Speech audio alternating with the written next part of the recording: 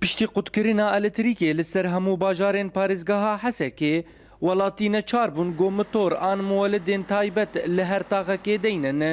û li bajarê Amûdê jî piştîdanîna van motoran bi demekê rêveberiya Xweser biryara rahiştina van motoran derxist. Ji ber rêveberiyê sê motorên bi xurtbûna 4 mega anîne herûha biryar bû cihê nerazîbûnê li cem xwediyên motoran dibêjin gerek wan ruxset ji destpêkê nedaba me. يعني ما وقتك حرج داني بريكشي وما اختار مداني ما نب شغلي صالكي ودوا مداني يعني حفت 8 مليون ورقه سر مكلفيه موتورايا باشي واختار ويش هاي قلت من خيوب صالكي ويش هاي مدانه تاني بريكشي يعني افكر لي مكش ضربين هذا دوا موتور بوني بعمر يعني از تقازم انه تشلوم تعويضك هبه وكان مثلا باجاري خلكي تعويضك كاريساك طبيعي تسري وان عودينه باعتبار وان افكاري سوان اني سليم ام شو جم كان مسؤول وان يعني امور جمرج زلال نكرن شهر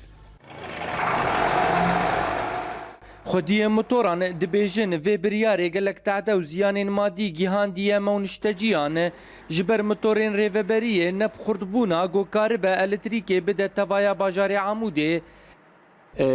وعدك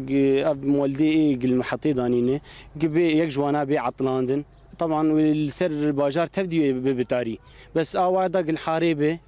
مثلا مولدي حاربه مجبور وقت بيجي بكاري خبره بد فتره كده جير هاتي حد داندن انه في مولدا خو بيجي وقت بيجي جاهز بك وكهرباء بده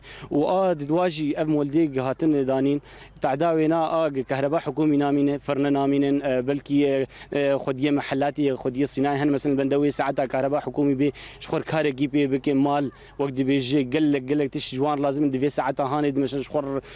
كهرباء حكومي يعني شغلي خو بيد قدين افجي قد بسر ملت وملت تعدل بي الملتي